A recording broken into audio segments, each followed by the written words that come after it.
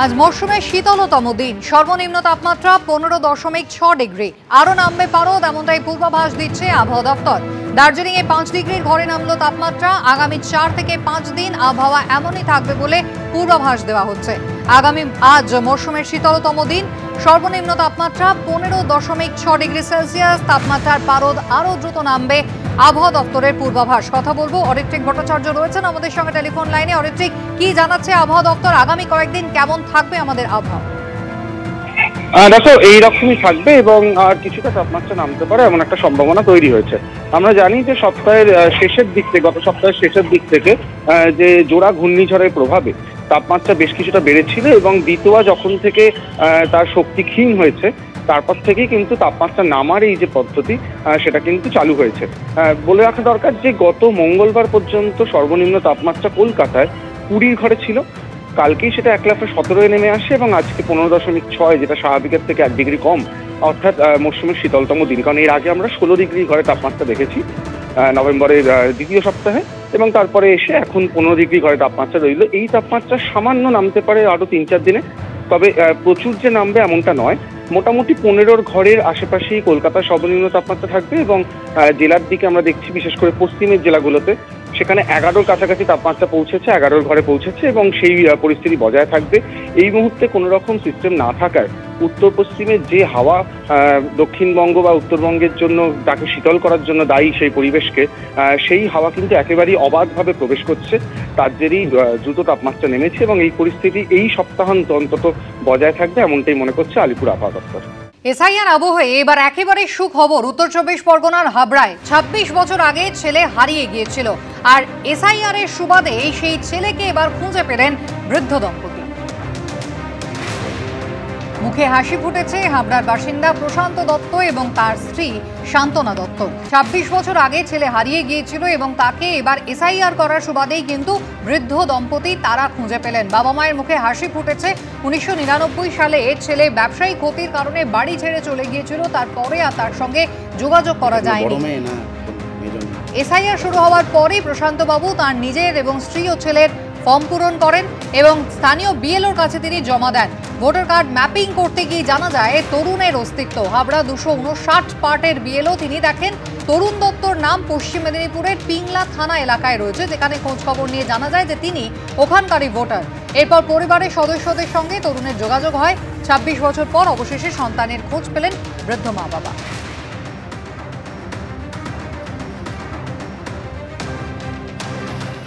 এসআইআরটা আমাদের জীবনে একটা চরম পাওনা, যা মানুষ সচরাচর পায় না, লটারি পাওয়ার মতো। আমরা আমার ছেলেকে পেয়েছি 26-27 বছর 26 বছর পরে। লটারি পাওয়ার মতো অবস্থা। একমাত্র ছেলে, যা খুঁজে পেলাম এতদিন। 26 বছর পরে বিয়ে করেছে, ছেলে হয়েছে, ছেলে কলেজে পড়ে। খুবই আনন্দ, এই আনন্দটা, কিন্তু আনন্দের মধ্যেও আমার একটু কষ্ট আছে। এখনো তো দেখতে পেলাম। স্যারকে ধন্যবাদ। বিএলওর কাছে জমা দেওয়া হয়েছিল ফর্ম এবং সেই ভোটার কার্ড ম্যাপিং করতে গিয়ে তরুণের অস্তিত্ব ধরা পড়েছিল।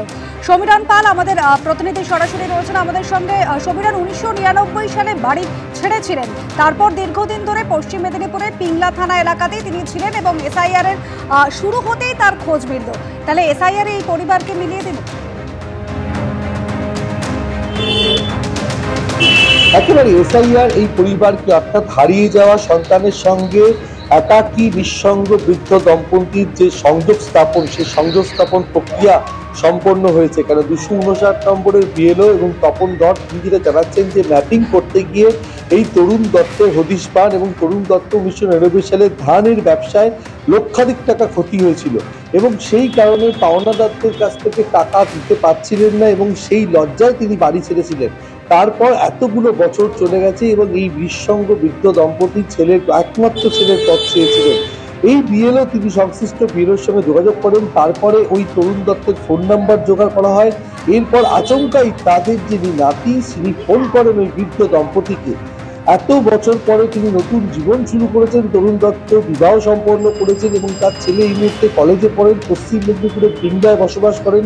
অন্যান্য যারা 3 বোন আছে তাদের সাথে তাদের ভাইয়ের কথা হয়েছে এবং ভিডিও কলে কথা হয়েছে এবং তার বাবা মা যেটা জানাচ্ছেন যে প্রশান্ত দত্ত, শান্তনু দত্ত জানিয়েছেন যে ফোনে কথা হচ্ছে তাদের ছেলের সাথে এবং খুব দ্রুত সে পশ্চিম মেদিনীপুর থেকে তার বাবা মাকে দেখতে আসবেন এবং সেই ছেলের পথ চেয়ে রয়েছেন। কিভাবে এই সংযোগ স্থাপন হলো, এই এসআইআর প্রক্রিয়া চালু হলো এবং এই যে ভোটার কার্ডটি তরুণ দত্তের যত্ন করে বৃদ্ধ দম্পতি নিজেদের কাছে রেখে দিয়েছিলেন এবং তারপরে এই ভোটার কার্ডের নাম্বার থেকে ম্যাপিং করে জানা যায় যে পশ্চিম মেদিনীপুরের পিংলাতে তরুণ বসবাস করছেন, তারপরেই তার হদিশ মিলল, এমনটাই জানা যাচ্ছে। সমীরণ সঙ্গে থাকো। আমাদের অপর প্রতিনিধি বিশ্বজিৎ দাস আমাদের সঙ্গে এই মুহূর্তে সরাসরি রয়েছেন। বিশ্বজিৎ, হাবড়া থেকে যে ছেলে 26 বছর আগে নিখোঁজ হয়ে গিয়েছিল, অবশেষে তার হদিশ পিংলা থেকে পাওয়া গেল। কতদিন ধরে তিনি ওই এলাকায় রয়েছেন, কোথায় রয়েছেন, কতদিনকার ভোটার? হ্যাঁ, তোমাকে যেটা বলে রাখছি, যেটা হাবড়ার থেকে যেই ছেলে 26 বছর ধরে নিখোঁজ হয়ে গেছিল, তারপরে তিনি চলে গেছিলেন দিল্লিতে। সেই দিল্লিতে থাকাকালীন তিনি 8 বছর দিল্লিতে কাটিয়েছেন এবং দর্জির কাজ করেছেন সেখানে। তিনি দীর্ঘ এই 8 বছর ধরে দর্জির কাজ করার পরে পিংলার একজন ওর সহকর্মীর সাথে দেখা হয় সেখানে। এই সহকর্মীর সাথে দেখা হওয়ার পর তিনি ওই সহকর্মীর সাথে কথা বলে পিংলায় তিনি জায়গা কিনেন এবং ওই পিংলাই তার পরিবার উনি করেন। পরিবারে ওনার ছেলে এবং বউ ওখানেই থাকেন, কিন্তু 26 বছর ধরে তার পরিবারের সাথে, যেখানে হাবড়ায় বাড়ি, তার নিজস্ব পরিবারের সাথে দেখা হয়নি। পরবর্তীকালে যখন এখানে তিনি থাকেন, সেই 26 বছর ধরে কোনো যোগাযোগই তার সাথে হয়নি তরুণ দত্তর সাথে।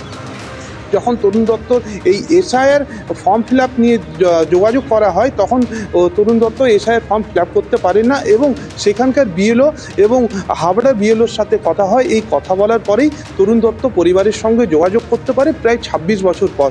তরুণ দত্ত এই যোগাযোগের জন্য পরিবারের সাথে খুবই খুশি বলে জানিয়েছেন। একেবারে বিশ্বজিৎ, ধন্যবাদ। সমীরণ, তোমাকেও ধন্যবাদ। 26 বছর ধরে তিনি বাড়ি ফেরেননি। প্রথমে দিল্লি, তারপর পশ্চিম মেদিনীপুরের পিংলা থানা এলাকায় তিনি থাকছিলেন। তরুণ দত্ত এসআইআর পর্ব শুরু হতে বাবা মা তার খোঁজ পেয়েছেন। ছেলেও খুশি, বলছেন শিগগিরই বাড়ি ফিরবেন। শোনাব।